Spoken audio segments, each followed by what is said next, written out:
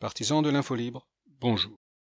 Indonésie, Bangladesh, Pakistan, Arabie Saoudite, les Émirats, Iran, Malaisie, Argentine. Quel est le point commun entre ces pays? Ils ont tous décidé de se passer du dollar et de se ranger du côté des BRICS menés par la Chine, la Russie, le Brésil et l'Afrique du Sud.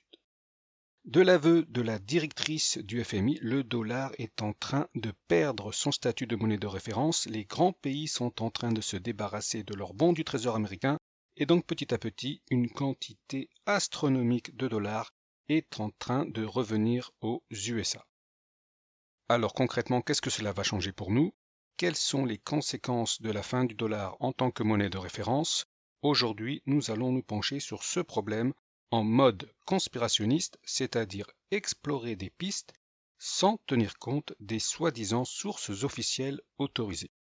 Et donc en mode conspi, cela donne à peu près ça. La chute du dollar est anticipée par les acteurs internationaux qui se sont déjà entendus sur ce sujet. Le retrait de la Russie du système bancaire SWIFT a eu pour effet d'accélérer une tendance vers la fin de l'hégémonie américaine. La plupart des pays recherchent un ordre mondial multipolaire et pacifique au lieu de la brutalité de l'ordre impérial américain qui a prévalu depuis 1945. Mais il y a d'autres facteurs qui entrent en jeu, bien entendu. Les USA tiennent à leur statut de superpuissance et ils font tout pour le maintenir. Par exemple, au Pakistan, l'ancien Premier ministre Imran Khan a perdu le pouvoir, il a échappé à un assassinat et il vient d'être arrêté, tout cela parce qu'il était favorable à l'entrée de son pays parmi les BRICS. Et alors, il y a eu un début de guerre civile dans le pays. Le Soudan, qui a donné son accord pour accueillir des bases russes, est lui en pleine guerre civile. Les USA sont prêts à organiser des guerres en vue de maintenir leur hégémonie et supplanter leurs rivaux. Tout le monde l'a compris, la guerre en Ukraine sert à cela, mais si les autres pays ne se servent plus du dollar, c'en est fini de la superpuissance américaine. Et donc sur le plan géopolitique, il faut s'attendre à de grands changements, notamment au Moyen-Orient. L'Arabie saoudite ne sera plus protégée, mais ce sera également le cas d'Israël. Et en plus de ça, si les Américains ne sécurisent plus les champs de pétrole du Moyen-Orient, c'est la fin d'un pacte avec les puissances financières occultes qui le leur ont ordonné à l'aube des années 2000, avec pour conséquence les guerres en Irak, en Afghanistan, en Syrie et même en Libye. La dédollarisation entraîne de facto des conflits et de grands changements géopolitiques. Maintenant, si elle est anticipée par des acteurs internationaux tels que le FMI et la Banque mondiale, il y a fort à parier qu'ils vont s'en servir pour faire aboutir certains de leurs projets. Le Covid, ce n'est un secret pour personne, a facilité l'accomplissement de certains plans tels que la traçabilité et l'identité numérique. Ce sont les mots mêmes du gourou globaliste Yuval Harari. Alors la question mérite d'être posée, que vont faire les mondialistes quand toute la confiance envers le dollar sera perdue et qu'il se sera complètement effondré? Eh bien c'est simple, ils prévoient de mettre en place une monnaie numérique qui au premier abord aura l'air super avantageuse et tout le monde sera content de l'avoir, mais le problème c'est que ce ne sera pas vraiment une monnaie, mais plutôt une carte de rationnement déguisée qui nous procurera des crédits à dépenser avant un certain temps et à condition bien sûr que l'on remplisse certains critères. Par exemple, s'il y a de nouveaux vaccins, il faudra être à jour de ces doses pour profiter de cette soi-disant monnaie numérique. Et bien sûr, ceux qui consultent les sites opposés au discours dominant, les complotistes, eh bien, ils pourraient se voir privés de ces crédits numériques nécessaires pour survivre. Ils seront exclus du système. Ce sont les méthodes déjà employées par les grandes firmes telles qu'Amazon. Au moindre accroc, responsable ou non, ils jettent leurs salariés et leurs partenaires comme des ordures.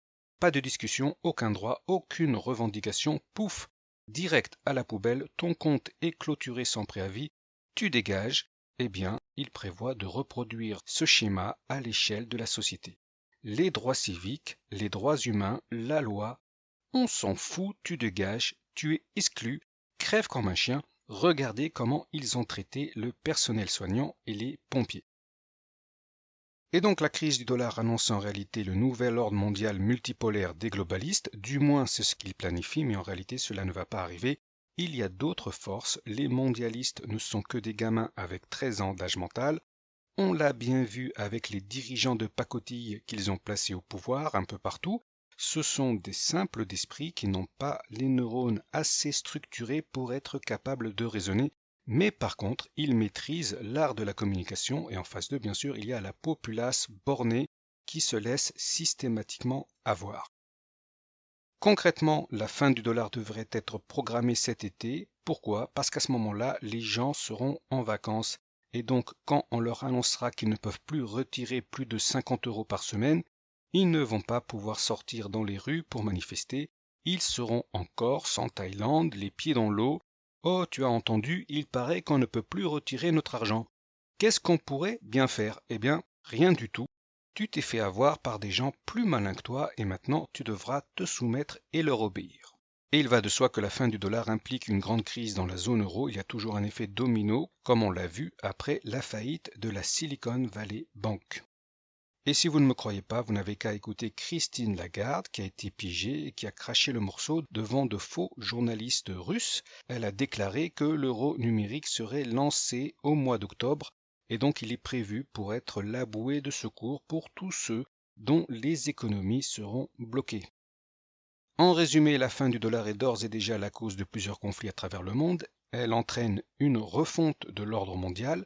Les BRICS représentent 3,2 milliards d'habitants. Ils sont déjà plus importants que le G7.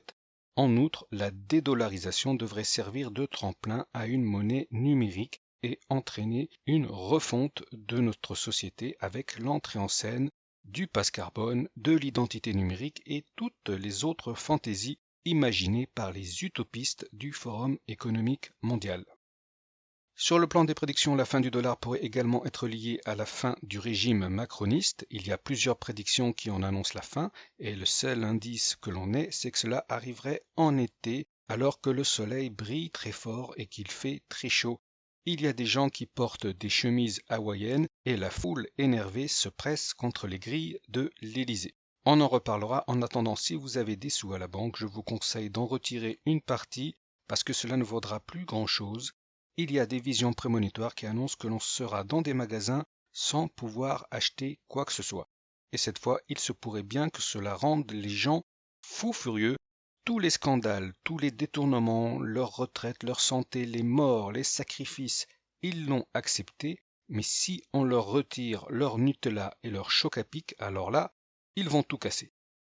Alors, surveillez la crise du dollar et faites attention au moment d'aller en vacances. Voilà, ce sera tout pour aujourd'hui. Au revoir et à la prochaine.